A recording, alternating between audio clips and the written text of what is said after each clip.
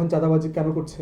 তারা বোধ করছে 2 বছর পর তো আমার নির্বাচনে দাঁড়াইতে হবে, আমার 5 কোটি টাকা লাগবে, 10 কোটি টাকা লাগবে, টাকাটা আমি তুলব কোত্থেকে?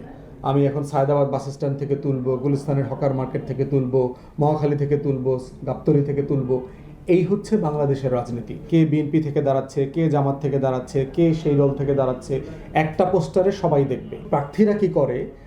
টেম্পো পাঠায়, অটো পাঠায় তাদেরকে ভোটের জন্য নিয়ে আসে, এই শর্তে যে আপনি এখানে ভোট দিবেন।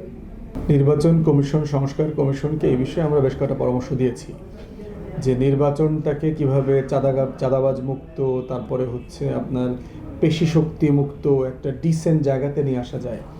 দেখেন, এই সংস্কৃতিটা জাতির ভিতরে তৈরি করতে একটা লম্বা লড়াই লাগে, একটা লম্বা সময় পাড়ি দিতে হয়। আমাদের গণতান্ত্রিক যে যাত্রাপথ, এই যাত্রাপথটা কিন্তু আপনার গত প্রায় 16-17 বছর আপনার নষ্ট হয়ে গেছে। আমরা যদি গত 16-17 বছরে 4টা ভালো নির্বাচন করতে পারতাম, 91-এর মতো, 2001-এর মতো, তাহলে কিন্তু দেখা যাইত যে এই পথটা আরও বেশি আমরা এগিয়ে যেতাম। এখন যেটা হয়েছে, আমরা আরও 50 বছর পিছিয়ে গেছি। অতএব এই লড়াইটা চালিয়ে যেতে হবে, এর ভিতর থেকে ডায়ালগ হইতে হবে, নির্বাচনী মডেল চেঞ্জ করা যেতে পারে। এবং ইতিমধ্যে আপনারা দেখেছেন যে সংখ্যানুপাতিক নির্বাচনের একটা ধারণা বেশ আলোচনাতে এসছে।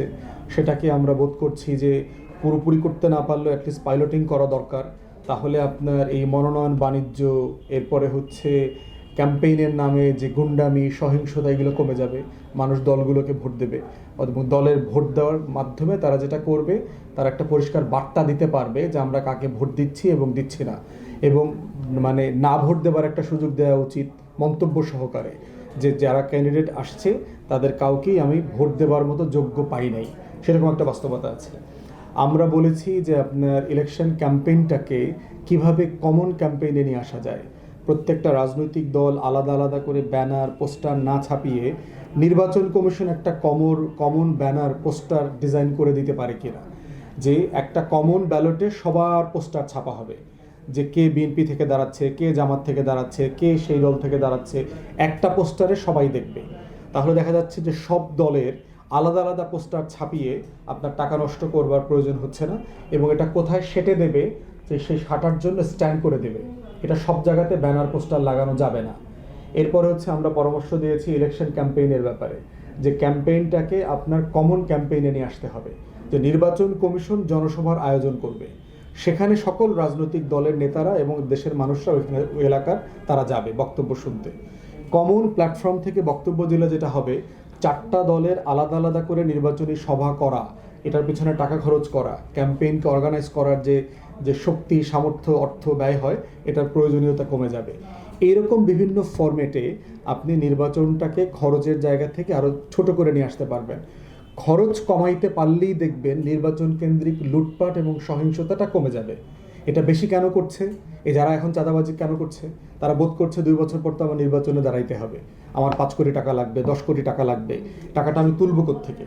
আমি এখন সায়দাবাদ বাস স্ট্যান্ড থেকে তুলবো, গুলিস্তানের হকার মার্কেট থেকে তুলবো, মহাখালী থেকে তুলবো, গাবতলী থেকে তুলবো। এই হচ্ছে বাংলাদেশের রাজনীতি। অতএব খরচটাকে যদি আমরা কেটে দিতে পারি এবং মেরিট, যোগ্যতার ভিত্তিতে প্রার্থিতা, এই পলিসিতে যদি আমরা যেতে পারি, তাহলে দেখবেন যে আস্তে আস্তে গ্র্যাজুয়ালি এই নির্বাচনটা একটা মডেল ইলেকশনের দিকে যাবে। গুরুত্বপূর্ণ জায়গা হচ্ছে তরুণদেরকে নির্বাচনমুখী করা এবং ট্রেন করা, যে কিভাবে একটা ভদ্র আচরণ কাঠামোর মধ্যে নির্বাচন করা যায়, মডেল ইলেকশন করা যায়। সেক্ষেত্রে আপনার বিশ্ববিদ্যালয়গুলোতে হলের এবং ডাকসু, রাকসু, চাকসুর নির্বাচনগুলোতে মডেল ইলেকশন প্ল্যান করা যেতে পারে, যেই নির্বাচনগুলো ন্যাশনাল ইলেকশনের সাথে ট্যাগ করে করতে হবে as part of the training. এটাই হচ্ছে একটা ট্রেনিং। এরপরে আমরা পরামর্শ দিয়েছি এই কমিশনকে যে আপনার ভোটারদেরকে ভোটার বানানো।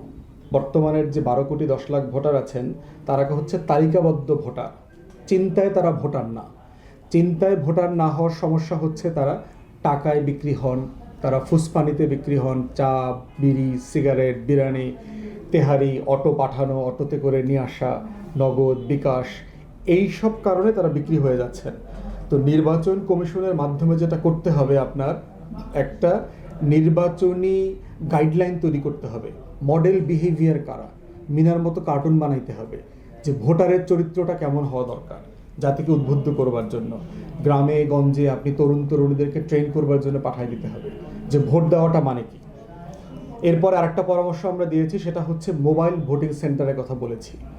যে আপনারা হয়তো দেখেছেন যে বিশ্ব সাহিত্য কেন্দ্রের মোবাইল লাইব্রেরি আছে, গাড়িতে করে করে বই বই নিয়ে নিয়ে যায়, তারা কোনায় কোনায় বিক্রি করে। ভোট কেন্দ্রটা মোবাইল হইতে পারে প্রত্যন্ত অঞ্চলে। তাহলে দেখবেন অনেক প্রত্যন্ত অঞ্চলে আছে যে 30 টাকা, 50 টাকা, 70 টাকা অটো, মোটরসাইকেল ভাড়া দিয়ে শীতের সকালে ভোট কেন্দ্রে মানুষ আসতে চায় না। তখন প্রার্থীরা কি করে, টেম্পু পাঠায়, অটো পাঠায় তাদেরকে ভোটের জন্য নিয়ে আসে, এই শর্তে যে আপনি এখানে ভোট দিবেন। তাহলে আমার যদি মোবাইল সেন্টারটা তার বাড়িতে চলে যেতে পারে মহল্লায়, সে ওখানে এসে লাইন ধরে টেকনিক্যালি ভোট দিয়ে চলে যাবে তার বাড়ির পাশে। তো মোবাইল ভোট কেন্দ্র করতে পারলে যেটা হবে, আপনার এই প্রার্থিতাদের যে লুটপাটের একটা নির্বাচনী ক্যাম্পেইন আছে, সেখান থেকে আপনি এটাকে উত্তরণ করার সুযোগ আছে। এই রকম অনেক কিছু, আপনার postal ballot, online ballot, ATM booth বসানো ভোটিংয়ের জন্য। এটিএম বুথ বসাইলে আপনি দেখবেন যে অনেক মানুষ মানে মানে অনেক জায়গায় আলসেমি করে ভোট দিতে যায় না, সেই মানুষগুলো বাড়ির পাশে গিয়ে আপনার ভোট দিয়ে আসবে এটিএম মেশিনে গিয়ে। তো এইরকম কিছু আইডিয়া যদি ডেভেলপ করা যায় বাংলাদেশের জন্য, তাতে ভোটটা আস্তে আস্তে গ্র্যাজুয়ালি একটা স্বচ্ছ সুন্দর জায়গাতে পৌঁছবে। সময় লাগবে, কিন্তু এটা করা সম্ভব।